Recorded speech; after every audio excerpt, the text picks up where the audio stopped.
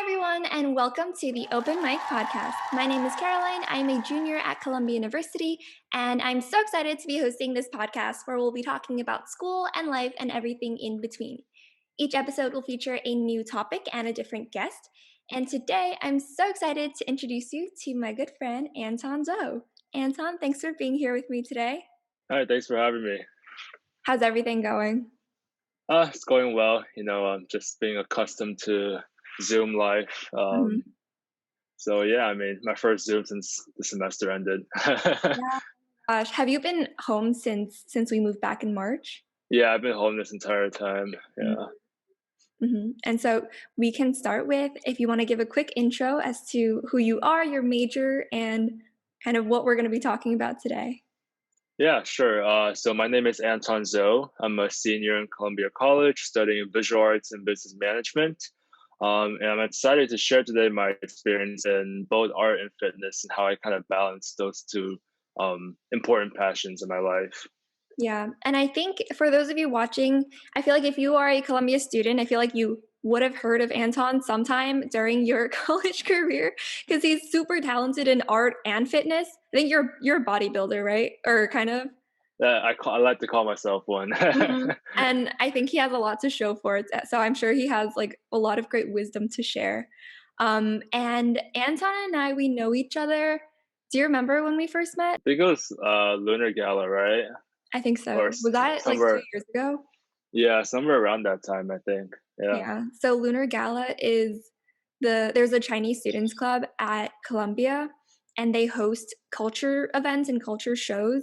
And so we both were in the fashion show for that one, and then we did Yeah. KSAX, which is the Korean Student Association culture show. So that was another fashion one, and Yeah. yeah, it was fun. And I also think, I don't know if you remember this, but so we both were in spec at one point, right? Yeah. Yeah, I was in spec, but I don't know. Yeah, I don't recall seeing you like around Yeah, the I just building. remember I don't think you knew me yet, but I I saw you coming out of, there's like this room at the end of the hallway, and then you were doing some art filming there, and I was like, "Oh my gosh, that's so cool." But I didn't know you there, so I didn't like say hi or Okay. anything.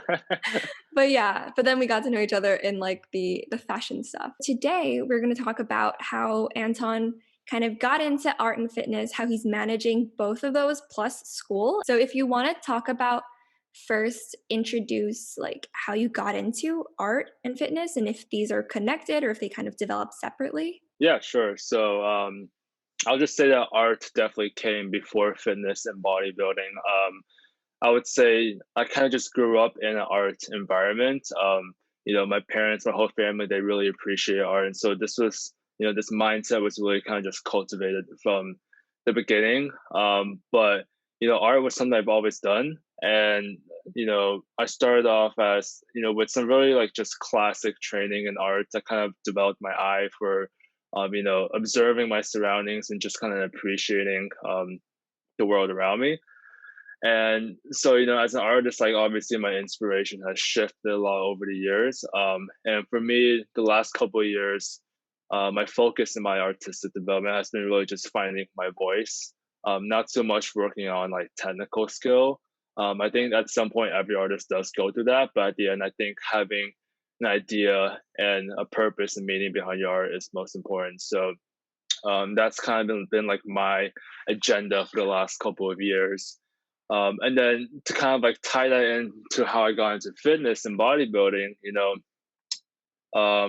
it's crazy to see the connection because like a lot of people will say it's ridiculous, but I see bodybuilding as sculpting in a way, and it's a performance art that I really admired. And when I was first exposed to like bodybuilding and whatnot, I didn't think I had the potential to do any of that. But for me, it was kind of like in the beginning, I just had to just give it a shot and like try getting into lifting and working out. And eventually, when you gain confidence with that as well, you gain experience, you gain confidence, and you eventually, I started enjoying it a lot. And for me, it's not about trying to be the biggest or trying to be, this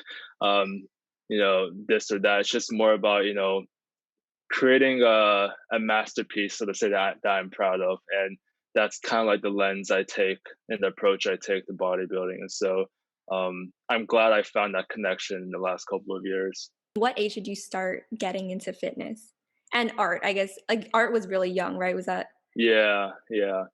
I mean, art was like since I would literally say just out of the womb, like I was just into it. I don't think I started like actual training until like probably maybe I was 4 or 5. I had a mentor for a bit, and then but other than that, like I would say it was mostly self-taught, and then just like attending different workshops and ateliers. If you guys don't know, ateliers are basically like kind of like academic training workshops. And so one of the ones I went to was in Florence. Actually, I went to the Florence Academy of Art the summer before I came to Columbia, actually. And so that was my last workshop actually that I attended. But it's really beneficial and really kind of helped me hone in on some of my skills. And then, in terms of fitness, like I probably started serious bodybuilding around like honestly towards the end of high school.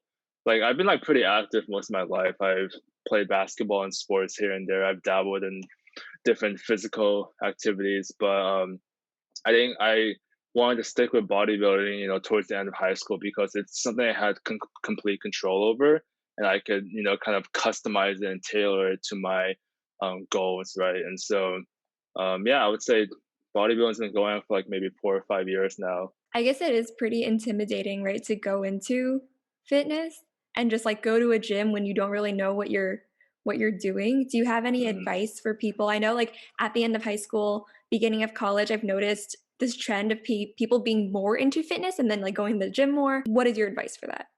Yeah, for me, it's like so one.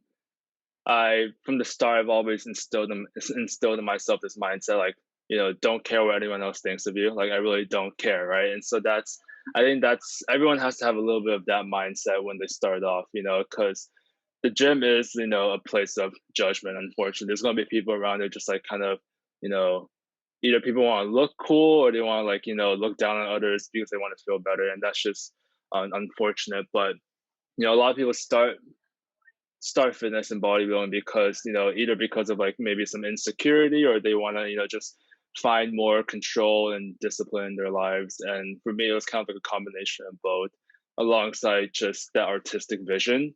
Mhm. But when you step into like a gym or when you start that fitness journey, it's just more about kind of filtering out the information you see online because there's lots of false things just circulating and people are trying to the more experienced guys trying to take advantage of the newbies and trying to sell, false information that isn't really useful. And so, my advice would be just to look at kind of like, don't look at the most popular figures, but look at people in your inner circle. Like look at your friends who might be more into fitness.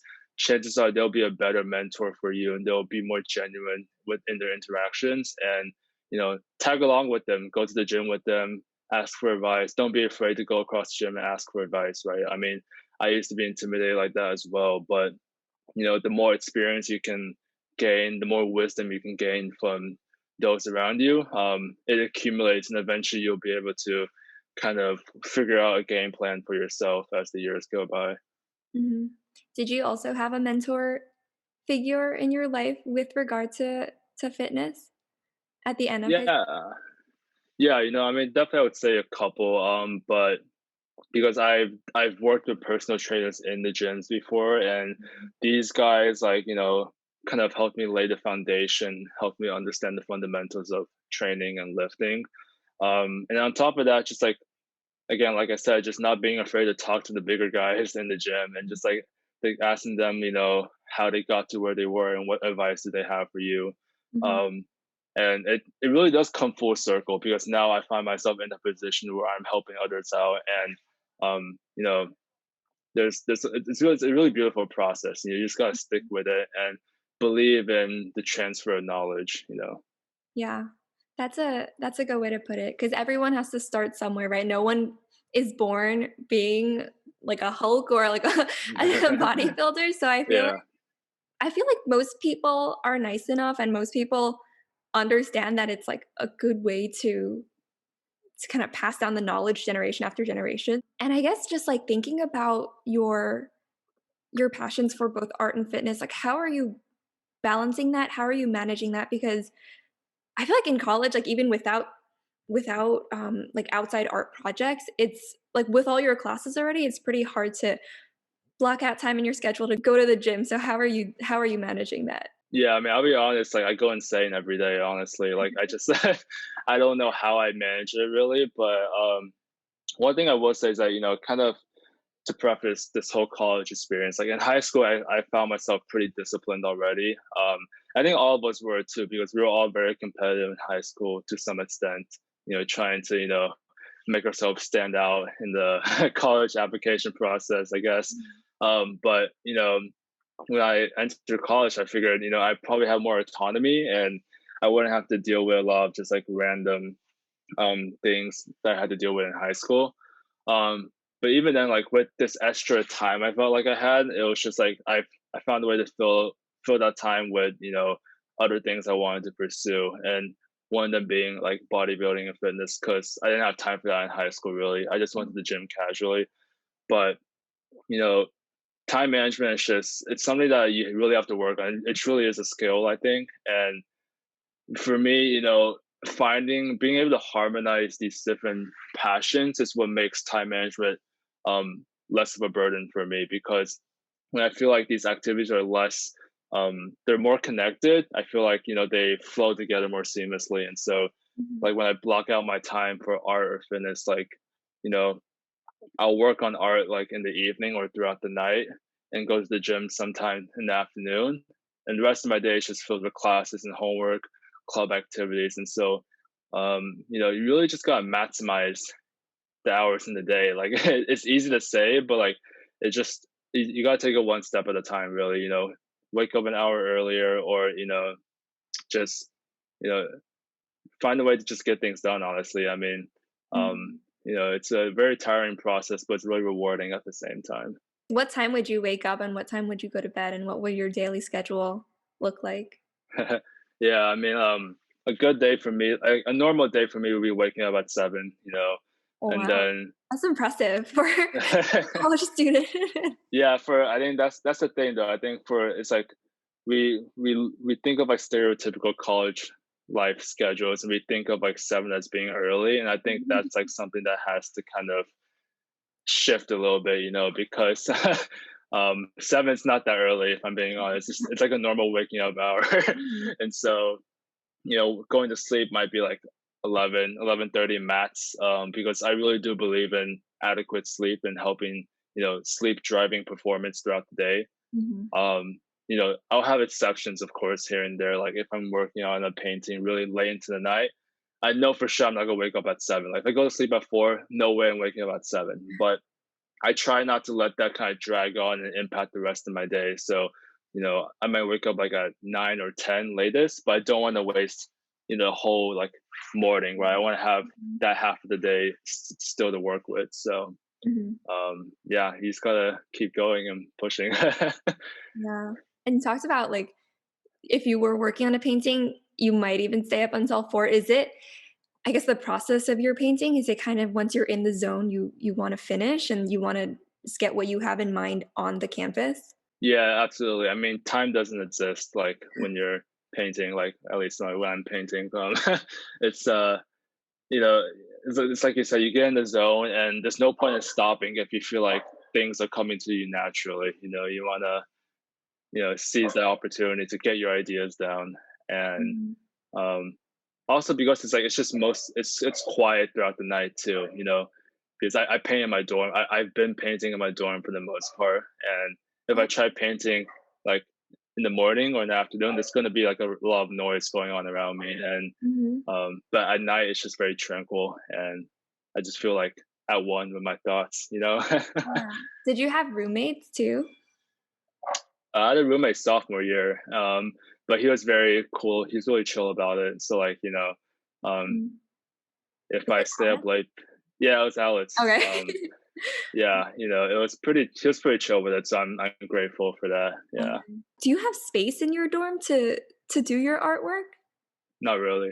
Oh, okay. It's Like, where was your residence hall? Or, like, which hall was it? yeah, because I mean, I so freshman year was John Jay. Then I stayed in um McBain sophomore year, and then Shapiro last year. So Mm. I think Shapiro might have been my smallest one. Mhm.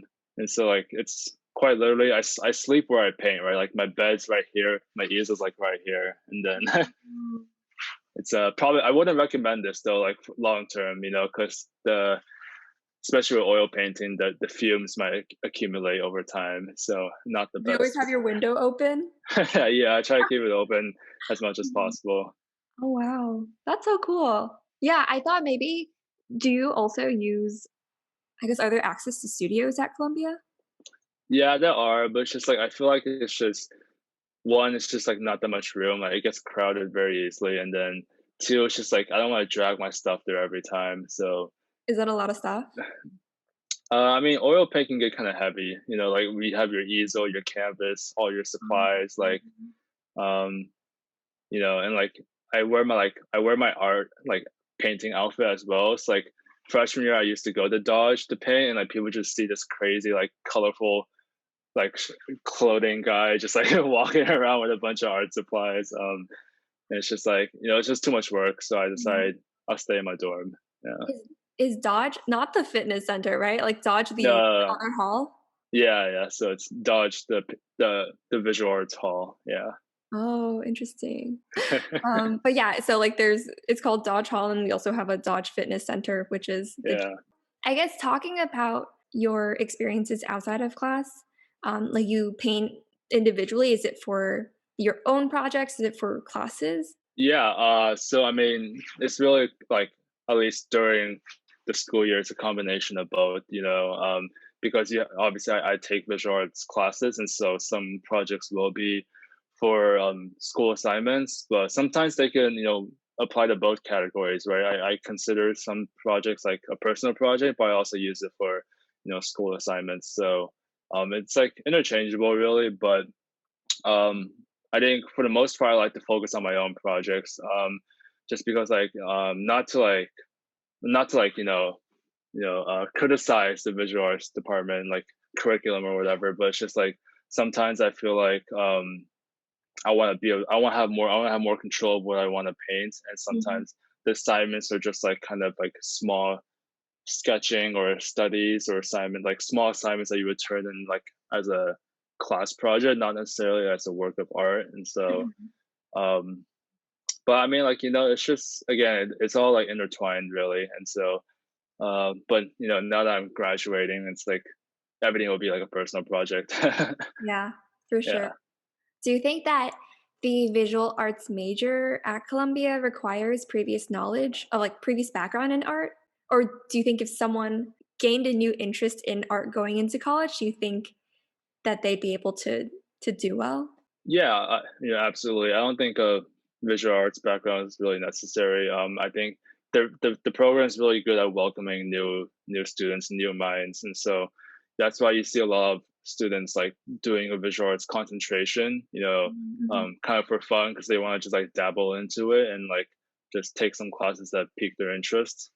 Um, so yeah, I mean, it's like again, it's like they're not really heavy on just like the technical skill you have. They want to really just help you develop um, a thought process and a thinking process for how you want to approach your art. That's Yeah, Did you take art home your first year? Art humanity? yeah, yeah. I was placed in art hum because I think it's because I was like a visual arts student, so like they Mhm. automatically place you in the art hum class. 'Cause you have to have, like I guess it's just, like, easier if you have that your first year. Yeah, yeah, And for those who might not know, Art Hum is our art humanities class, so it's masterpieces of Western art, and it's part of the core curriculum. So we have, like, Western masterpieces of Western music and also Lit Hum and CC, so those are part of the standardized core for Columbia College. And so I took Art Hum this past semester, so I'm newly educated in Western art, not in the technical skill, but just about like the different types of artists and different like eras of art. We learned about, I guess, different types, right? Like impressionism and now like pop art. What type of artist would you describe yourself as? What is your style? I mean, it's tough to really pinpoint. I think it's definitely an intersection of different genres. and inspirations. I would say maybe like impressionistic narrative realism, so to say.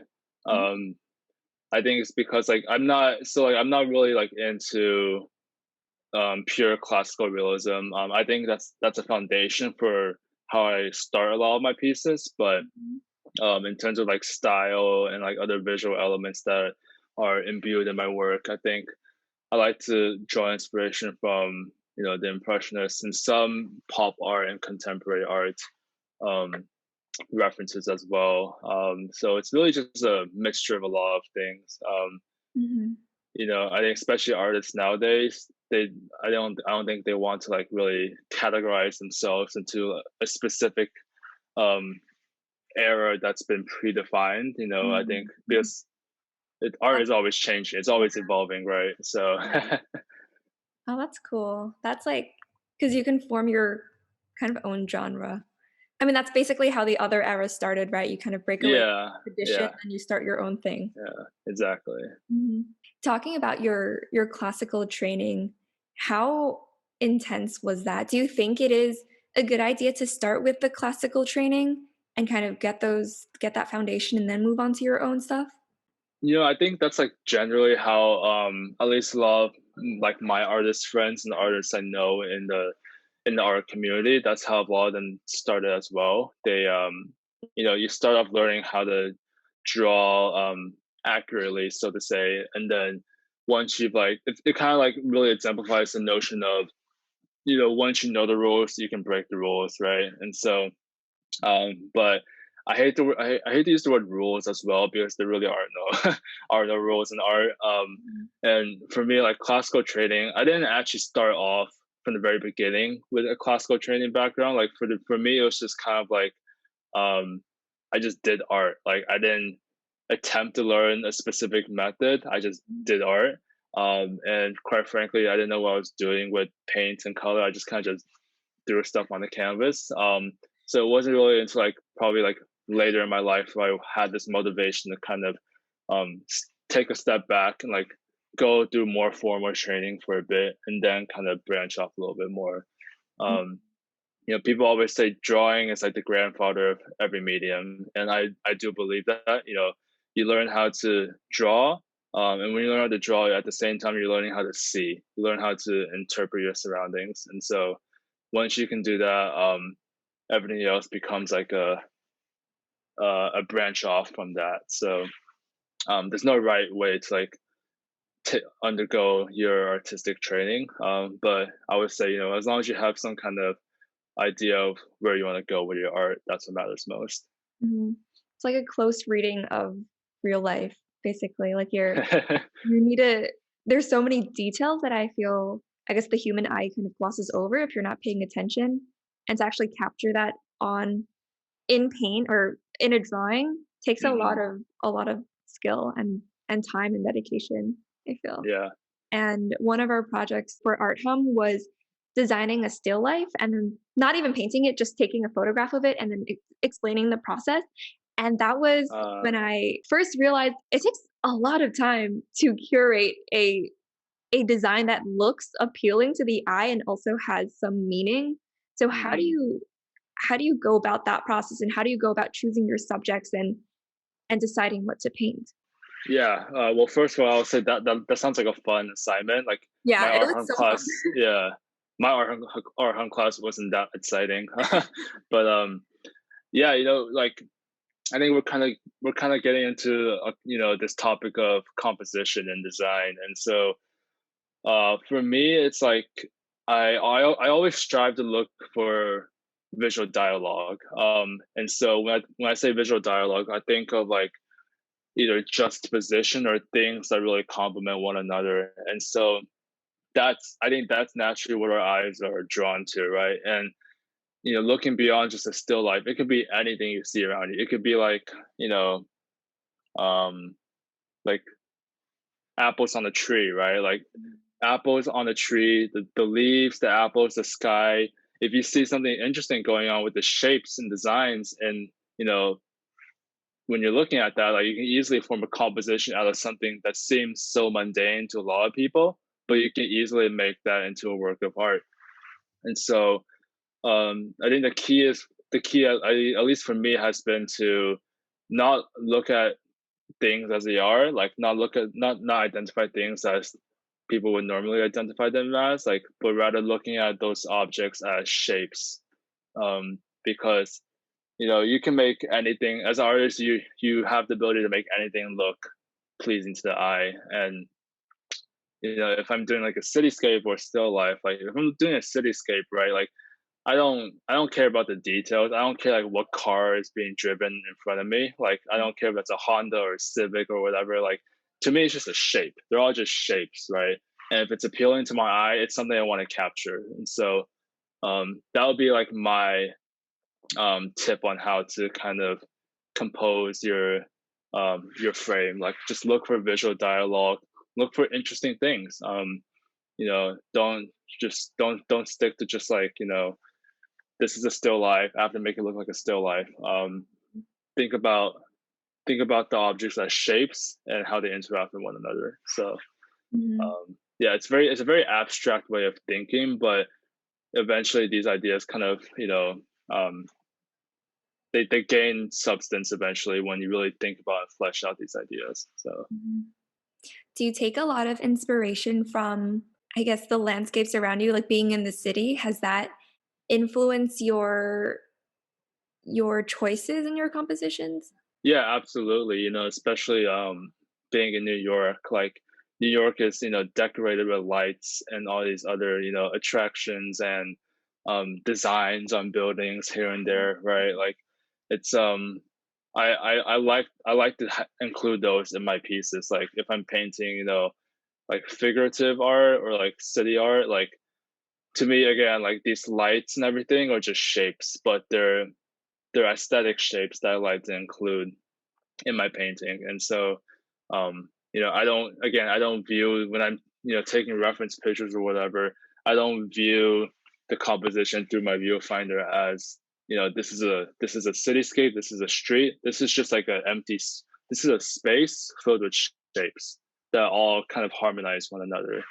And so you guys stop thinking of things like from a reality standpoint, if that makes sense, and just be a little bit more imaginative when you're viewing things. Mhm. Yeah. Can you walk through, like, would you take a picture first, or would you paint outside even? And then, like, how do you choose which shapes to include? Or I don't know if these questions are making sense, but I'm just trying to wrap my head around it. Yeah, like I think a lot of times for my paintings, at least my bigger, more formal projects, I'll start off with like a small study, and sometimes this means like actually going into like the city or going into nature and like Mhm. bringing my easel, like plein air painting, and doing a study on site because I do believe in on actually getting a feel for your subject and understanding what exactly you're trying to paint, right? Same thing for like portraits and figurative art. Like if I'm painting someone and like let's say I get a commission for like a large portrait painting or whatever, like I might start off with with a smaller version of that, and like maybe even ask the model or the subject to like come and sit in for me so I can actually observe what's in front of me. I find that to be like a much better approach, and it lays the foundation for how I want to complete the piece. Because once you've done something one time, it becomes easier the second time. And so I do a small study often, and then when I feel like I have a good grasp for what I'm about to paint, I Mhm. start the big one. Everything feels more natural to me. And so there's a lot of just analyzing and studying that goes into the planning process before you actually begin the piece. Mm. And so yeah, it's not like a formulaic approach to finding the right composition, but sometimes you just gotta go out there and like just paint something, and I think you'll get an idea. Yeah. Mm. Yeah, I think that's cool. It's like like just very similar to writing too. If you have this general idea of what you want to write, but I don't know, I always have a hard time getting started. I feel like getting started is the most important step hmm to take, and basically just getting your thoughts down and then that's kind of like your first draft, I guess you would say, like, of your artwork, and then your final composition is when you actually curate it in a way that makes sense and that is intentional. Exactly. Like, I mean, just do it. Like, just do it. Start it. It doesn't matter if you think it's good or bad. Just do it. Go through like 10 trial runs. I always tell people like, I'd rather make 10 bad paintings in the beginning and then land on the perfect one on the 11th try. Mm, I think I'd rather like just not be stubborn and just like start doing things and like do a lot of trial and error and figure out what works best before I delve into um, the formal piece. So you just gotta keep experimenting. Not every artist will show all their work because like I have hundreds of just like random pieces lying around on the ground that I don't want to share because it's just like a bunch of like failed attempts. mm, But for me, like those kind of lay the foundation for future work. And yeah. so there's no success without the struggle, right? Like you got to go through a lot of attempts first. So Mhm. And we always see, like, when we're going to galleries or when we're going to museums, we always see I guess, like, generally, we see the final product and only the final product, and we aren't aware that there are probably exponentially more pieces that have been started or not been finished or have been just, like, various drafts of those final products. I felt that's just really, really cool to think about, just the entire process in addition to what we're seeing. Do you have any current pieces that you're working on? yeah, so I mean, being in quarantine, like just back home, does have its benefits for me actually because I have more access to like my full studio setup. Mhm. It just feels a lot more luxurious than my dorm room setup, and so but the limitations are, I can't really go out and like take pictures and do stuff to find references for my ideas. And so a lot of my pieces recently have been like interior pieces and painting, um, aspects of everyday life because that's kind of just like what we're all, um, you know, just settled in right now. Just like we're all living either with our family or like close relatives, and we're just, we're seeing each other every day, and so Mhm. that's kind of been like um, a theme that threads my recent work. They're all like interior pieces using sometimes my dad as a model, and like but I'm enjoying it though. It's a different approach from my previous work. Mhm. It's a nice chance to just settle down and like you know um, control the pace a little bit more because during the school year things kind of just get in the Mhm. way, and I feel like I have a much clearer mind being at home and just like settling down in one spot. So Mhm. How long would you say it takes to complete a final painting? I mean, it Or is it depends really. Yeah, it's like so one obviously is size, right? But two is just like how much um that work means to you really. Sometimes a more emotional piece for me like will drag on for like months because I've quite literally feel like each brush stroke is like me pouring my um, thoughts onto the canvas, right? And Mhm. then you have like other works that are just like small studies, like gestural studies that you do in here and there, just to kind of keep your brushwork in shape, just to practice here and there. And then those eventually just get tossed around the studio, and who knows where they go. But like, Oh. you know, yeah. So that's the difference between like a smaller, like just less formal piece and like a um, more fully fleshed out project. And again, like kind of just going on what we were talking about earlier, if you really want to talk about how much time goes into a piece, like you can count the hours spent actually in the studio, and then you can count the hours, spent gathering reference pictures and then planning and then going through small trial runs, right? Those add up a lot, and so um, a lot of time goes into any work of art, really. There's this one Picasso story. I don't know. You might have heard of it, the Picasso cafe story, where a fan like asks him for this drawing he made on a napkin in the cafe, and then he said he'd be willing to sell it for like I don't know $10,000 or whatever, or 10,000 like in whatever currency they were using. And Uh-huh. then that other person was like outraged, like, "What, you spent 30 seconds drawing that?" But his reply was, "No, this took me 10 years because it Ooh. took me 10 years to get to this point of being able to draw like this."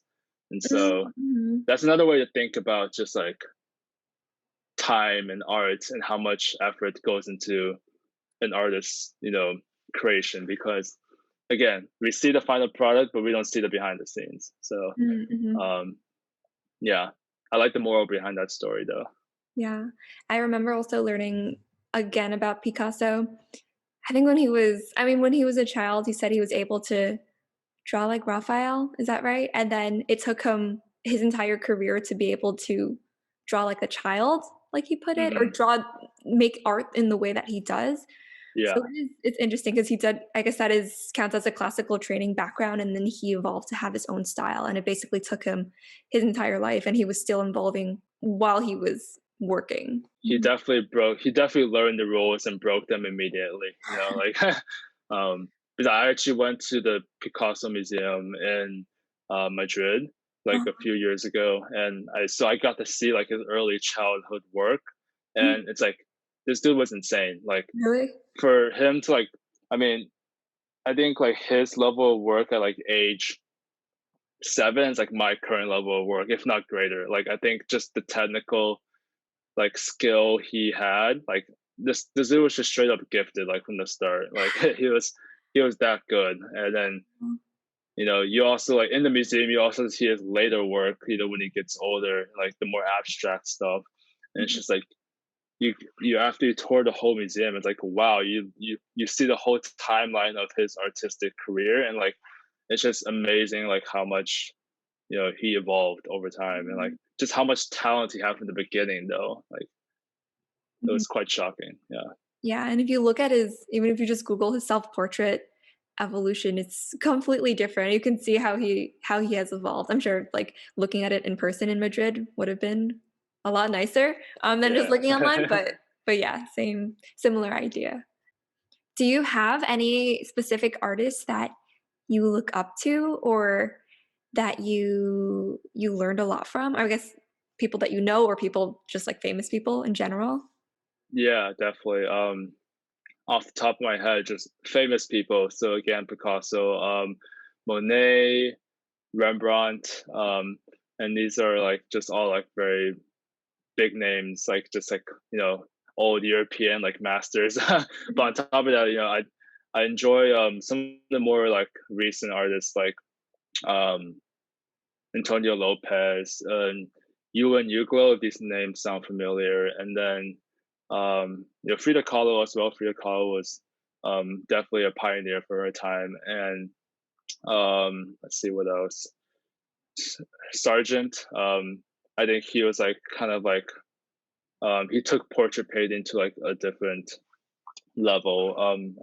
It's there's just so many great artists to choose from, and Yeah. honestly like our hum um, was a good way to expose me to a lot more artists outside the Western canon, obviously. Studying these artists, in addition to studying their work, is kind of studying their life story and how they got to be like how they developed their own style. I feel like a lot of it has to do with personal influences, like definitely like familial influences. Yeah, it definitely takes a lot of time and skill and just like dedicating your whole life to it. Is very, very respectable, I think.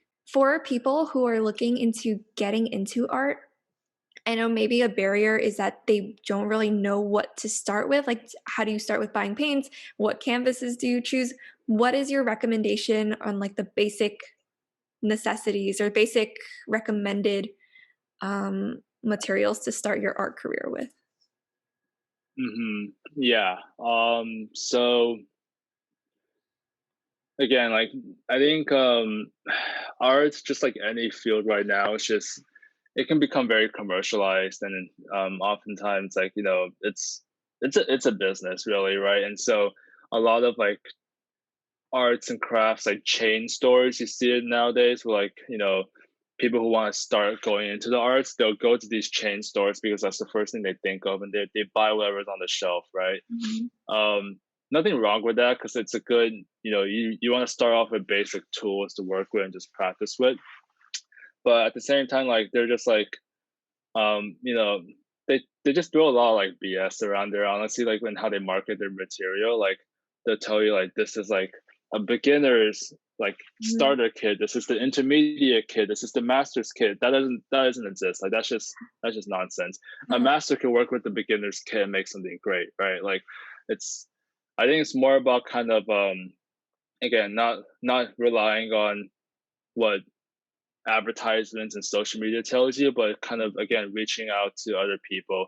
And like I mentioned earlier, leveraging your circle, your network, and talking to other people who are more experienced in the arts, asking them how they got started, what supplies they use, because art supplies also are they can get expensive really easily, right? So you want to if you're a beginner, you don't want to invest in like a lot of like really expensive oil paints and like a giant like H-frame easel, whatever. Start small with like a small tripod easel. Maybe start with acrylic paint, or if you're completely new to art, try graphite or like charcoal or some other dry medium just to practice sketching. And just kind of be diligent and keep working on things. And then lastly, just always have humility. Never blame the tools or supplies. Like I'll be honest. Like sometimes in the past, when like I don't like the way something turned out, I'll be like, oh, it's because this paint is old, or it's because this is like not that. It's really cheap, like brand of paint. But it's not about the paint or the brand. It's more about the artist. And so Mhm. learn to just kind of hone in your skills a bit. Working with decently quality supplies, and then just like anything, once you start getting better, invest in more supplies over time and just like slowly upgrade yourself. Yeah, I agree with that. I think, like, same with, like, video filming and editing, it's like, "Oh, Yeah. I don't have this fancy camera, so that's why my video doesn't look good," but it's really I mean, it's based on, like, you can make a good product with the stuff that you have, and then as you progress, as you become more and more invested, be like, okay, maybe I should invest in a new camera. But I feel like I'm working with my iPhone right now and my laptop camera, and I feel like everything's going okay. So Yeah. definitely, definitely. Hmm. Yeah, that's what people call gear acquisition syndrome.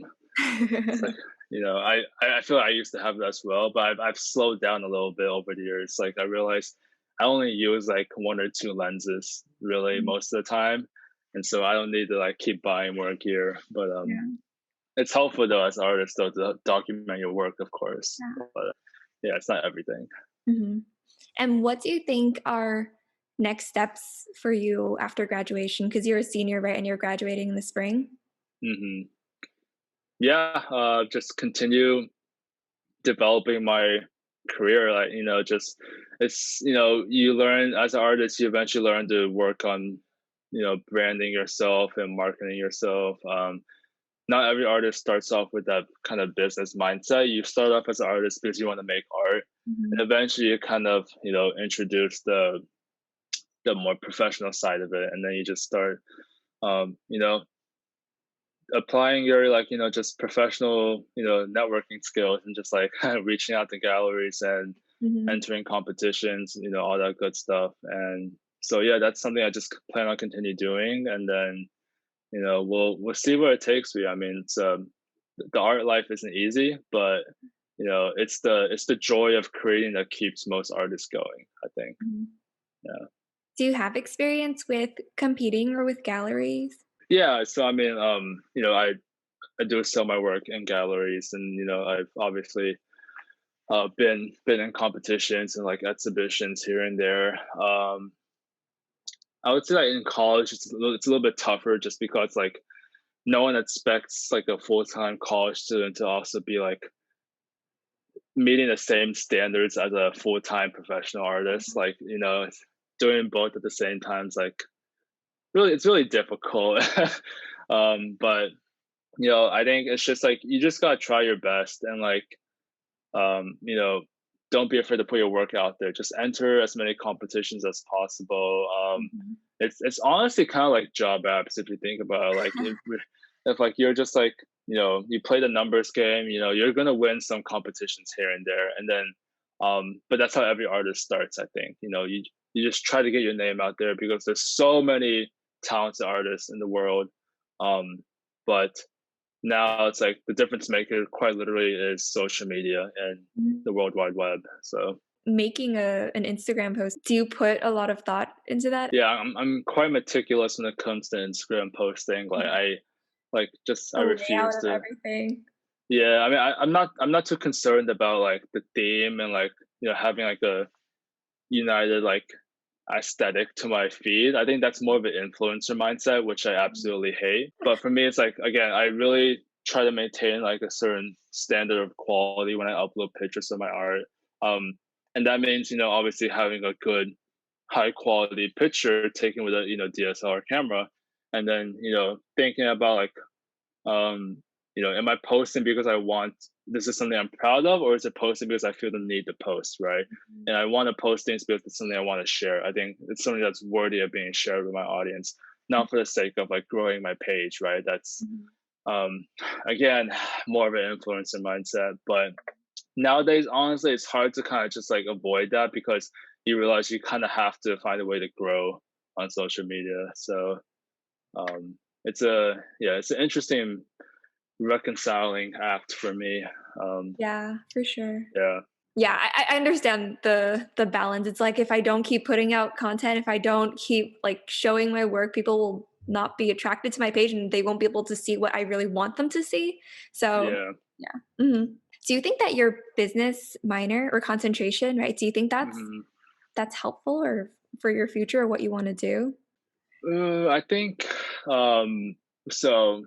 There are like definitely practical classes in that concentration that I think I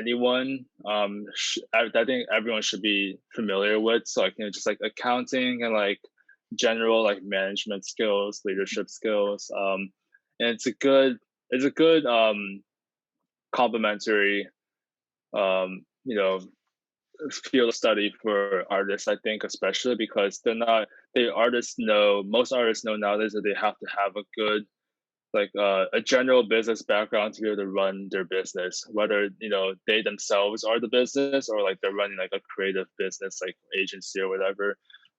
So yeah, it's a useful concentration. And then more importantly, it's like the network you build from it, because obviously it's integrated into the business school, and so you get to meet with professors and like learn, just gain insight from their experiences. So it's a good program. Where do you see yourself in, I'll say, like, 10 years or 5 years even, if you already know?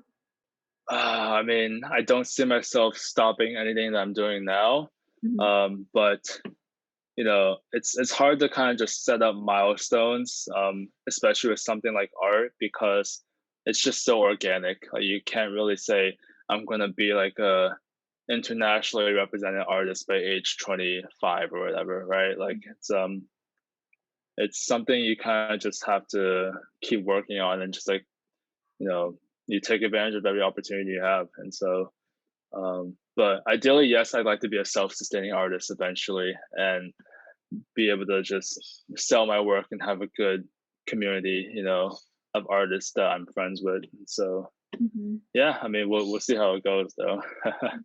Do you plan on, I guess, staying in the city, or is there another area that you ever would like to explore? I mean, New York seems like just the most exciting place to be right now. Well, not right now. I don't know about right now, but For it's artists? a Mhm. yeah, it's a good place to be though, for sure. It's much more exciting than Houston, which is where I am right now. But again, Houston's like it's a comfort home. It's a nice place to settle down. So Yeah, um, yeah. definitely. Okay, so can we move on to some more lighthearted slash fun questions just to kind of end the podcast on some interesting Interesting fun facts about Anton. Uh, Mm. so I have some down. I think I'm gonna think of some on the spot as well. But first question, how much do you lift, bro? For your fitness fans out there. Quite literally 7 days a week, but usually sits. Nowadays, more like sits because I've understood the importance of rest periods, and Mm. so 6 days is optimal for me. Yeah, Oh, what do you do on your rest day? Just like active rest, get other like random miscellaneous things done out of the way, mm, and then now that I'm home, doing more household chores on the Sundays, like mm, mm, vacuuming and stuff. mhm, mhm. How do you track macros? Is that a thing? Yeah, absolutely, absolutely. If you want to go down the bodybuilding route, yes, absolutely track your macros. If not, do intuitive eating. So the approach would be like it'll be called if it fits your macros. So like having a general sense of what you're consuming on a daily basis and making sure you more or less hit your target macro amounts. I think that approach works for most people who aren't exactly going to go down the bodybuilding route, but want to like be more fit, right? So it's kind of like an all or nothing approach for me. Either you track it or you don't. Like, Mm. Yeah, I definitely think that you have to try it out. Like if you like it, then and it's sustainable for you, then go for it. But if it's not and you're struggling with it and your like mental health is suffering from it, then no, like do what yeah, makes you happy. I think it's that not for everybody. yeah. Yeah, it's definitely not for everybody. Mhm. Yeah. Yeah, for sure.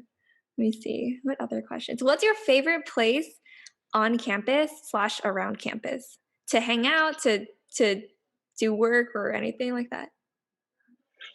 Ooh, hmm. Favorite place on or around campus? Like, I was gonna say Chipotle because it's just like it's like a happy place for me after a workout because I can just like walk there and be like, hey, I don't have to cook. I have a nice meal I can Mhm. buy there. What's Okay, your order, your usual order? chicken bowl, brown rice, black beans, veggies, half on the sour cream, corn, lettuce, medium, no hot sauce. I have it all memorized out. It's like I'm like a regular there, so if I go there, like they can pretty much predict my order. So Really? That's so yeah. funny. I'm sure I have a better place on campus I actually like to be, but I just can't think of one right now. What's your favorite library to study in? Or do you study in like uh, I try not to study in libraries because I feel like it's more distracting than helpful, honestly. Like, but I like the what do you call it? Skirmerhorn Library. there's a is that on like a top floor? Well, actually, no, not no. Okay. See, this is what happens when you're away from campus for so long. The what's the name of the building? But it's like right in front of Skirmerhorn, the library I that's think I know what there. you're talking about. Avery. Is that right? Avery Hall. Yes, In Avery the Hall. oh, right when you walk in, right? Yeah, Yeah, and in then the there's a cafe in the in the basement. Yeah, mm, yeah, yeah, Avery, I think it's like a graduate not actually, I don't really know what it is, but I had office hours in there before, so yeah, I kind of I do like that library. It's very peaceful. I don't think too many people go there. I mean, like the yeah, main one is Butler, so everyone goes to Butler basically, but then there's also niche libraries around campus in different buildings, which yeah, recommend definitely. recommend like finding your own space. Mhm. Favorite dining hall? Uh, okay. Well, on Sundays, the Barnard one. Oh, Um, Hewitt or cause they have like I think really nice. They usually have like salmon or some other like really nice tasty protein option on Sunday lunches like around that time. Otherwise, I would probably say Ferris because it has just the reliable pasta station. yeah. Yeah, I think my first year since I lived in Fernald and Ferris was right next to it. Ferris was my go-to, except on Hmm. Sundays they're closed, so I went to John Jay. But then my sophomore year, I Yeah. went to Hewitt more often because they do have nice food there, and it's like Hmm. Yeah. big spacious area to eat in. Yeah. For sure. Let's see, what else? Oh, favorite dorm that you've lived in so far? I mean, I would say like none of them, but I mean, McBain was nice because we actually got the biggest room on our floor, so that was nice, I guess. Yeah, sophomore year sophomore year was only like 1 or 2 semesters ago. I lived in Hartley. I did the LLC, so I applied to be a Yeah. sophomore in the first. Usually, it's a first year dorm, but Hmm. yeah, that was a good experience. Oh, do you have recommendations for follow along workouts if you do those or if you believe in those, like on YouTube workouts? Oh, so there's obviously YouTube workouts. Like I see people all the time at the gym, like they have like these videos, like YouTube videos, like playing on their phone and they're just following along. Mhm. I think that's kind of stupid if I'm being honest. Like I think um, it's like anytime there's a device nearby, it's just distracting. So Oh, um, I rather do like the old fashioned way of writing down my workout and just like checking things off as I go. oh, that's Um, yeah, the other options like swipe workouts, which are pretty popular on Instagram, like where pretty much every fitness influencer like they'll post like a workout, like a carousel of workout videos, and like people save them and whatnot. So, but they're not that helpful after a certain point because they all become the same. They're all just like repeated, uh-huh. recycled material. So, Yeah. um, but yeah, if you're trying to follow a workout, just don't overcomplicate things. Learn about the fundamental exercises, learn about like your standard compound lifts and like how to like just complement those, and then just don't try and reinvent the wheel. Just stick to the basics and then continuously challenge yourself. Mhm. I will say, though, I'm guilty of using follow along workouts, but it's because I feel like it gives me more motivation when someone is there to. I feel like maybe I just need a stronger foundation in the movements, Mm, but maybe it's like, I feel like it's like you have someone there and you'd be like, oh, I don't have to keep track of how many reps I'm doing or how much time I'm spending on it. And just like look at them and see what they're doing and then look in the mirror and be like, am I doing this right? I mean, if you enjoy it, do it. Like nothing wrong with it. It's just Yeah. not my style. That's it. Mhm. For sure, for sure. Okay. Um, yeah, I mean, do you have any just general advice or words of wisdom that you wanna leave future artists/bodybuilders with, or people who are just applying to college or in college right now and trying to balance everything? For people entering college, so I know it's a really weird transition right now given COVID. You're entering an online university, but my 2 cents would be just this is the time to really kind of discover yourself. As cheesy as that sounds, I didn't know how much I would, love what I'm currently doing until I got into college. And so in high school, I think when you're in that environment, you kind of just there's so many other like external influences, like expectations, your parents, kind of wanting you to like go to a good school and like, perhaps follow the traditional, route of go to a good school, get a degree, get a good job, blah blah blah. But you know, I think those can be good or bad influences in a way. And they kind of just like for me at least, it gave me this tunnel vision where I couldn't think outside of that. Like all I was focused on was getting into a school like Columbia, and then but once I got in, I realized there's so much there's so much more to life that you can do, and so you know if you're like an incoming Columbia freshman, just take this time to meet your classmates, meet your peers, and just like think of ways you can just work on cool projects or do cool things in the next couple of years. Don't waste these next 4 years. Mhm. Um, and then for people who are into bodybuilding or art like me, persevere. That's my advice. Persevere. Because results aren't immediate. Like I think everyone's just a lot of people nowadays are trying to they believe there's an elevator to the top, but really I believe in taking each step at a time, climbing the stairs and taking each failure or no, here's me going entering like my motivational coach mode, but here I go. But Yes, yes, basically go. just you know, don't think of an easy way out. You know, if you're an artist, don't think about, there's a one way approach to doing this.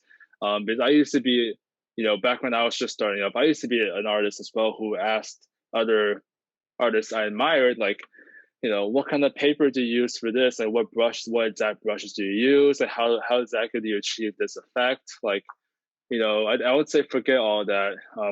Work on yourself. Work on developing, your artistic approach, and you don't have to ask for specifics from other people, because in the end, the most important asset you have as an artist is your eye and your ability to see. Right? Once you're able to see, I think that the possibilities are endless. And then if you're a bodybuilder, just don't even think about the fast way out. Like, don't think about, like, I won't say it, but just like be consistent, and then you'll see the results over time. And don't get discouraged if you don't see results immediately. It really does take time. Like 10 years from now, like, I hope that I will be in a better shape than I am now. But even then, like, 5 years, it took me 5 years to get to this point where I'm somewhat proud of what I've accomplished. So, take your time, be patient, and don't cut corners. No shortcuts in life. Yeah. Yeah. I think that's a great note to end off on. Is there anything that you want to plug, or anyone you want to shout out at the in this episode? Let's see. Well, shout out to you, Caroline, for having me on this Thanks for being here. podcast. Let's see. I mean, shout out to all my mentors in life, all my art teachers that I've had, especially my high school art teachers. They're the ones who kind of just really, they're the ones who really believed in my potential, and so that they're part of the reason where I am now. Shout out to all my lifting bros, who, especially at Columbia, who I've gotten to just, be good friends with, and just who, we always inspire one another. So that's good. So yeah, I mean, and if you want to follow along with my work, you can check me out at AntonZhouArt.com or Instagram, AntonZhouArt, and then my other page is Anton.Zhou, which is where I post more of my bodybuilding and personal stuff. And so, yeah, I try my best to be to educate on those platforms and use it for good, And so, if you want to check it out, I'd be happy for you to do that. So yeah, for sure, and definitely will be linked in the description below. So definitely check that out. Yeah, and thank you so much again, Anton, and thank you to our listeners who hopefully learned a lot from this episode. If you're watching this as a YouTube video podcast, be sure to like, comment, and subscribe. And if you're listening to this on any other streaming platform, then be sure to like and follow as well. And thank you again, Anton. Check out his social media links in the description below. And we'll see you in the next episode. Oh, wait, we almost forgot. Anton, do you want to do a high five, virtual high five? I'm trying this thing out in these episodes now. So it's hard because we don't really know which side we're on. I'm on the bottom now, but I'm on like the right in the recording, but we'll figure it out. We'll try it. Ready? Wait, so we're just like smacking our camera essentially? Smack the left or right. We'll try both ways. Okay, ready? Do you want to go to your... Oh gosh. Your left. Okay, so I'm here. Yeah, ready? Okay, ready? 3, 2, 1. Clap. Oh, so I go this. Oh, okay, I see. You want to clap like on the screens. Like, okay. Okay, ready? Sideways, okay. 3, 2, 1. Clap. And then we'll try it. And then you go the same way. Actually. Oh, this is so confusing. We'll try it. Yeah, I'll try it. You go the same way. I'll go this way. Ready? 3, 2, 1. Clap. I missed that one, but it's okay. I think that was good enough. But yeah, okay. Thank you all for listening, and we'll see you in the next episode. Bye.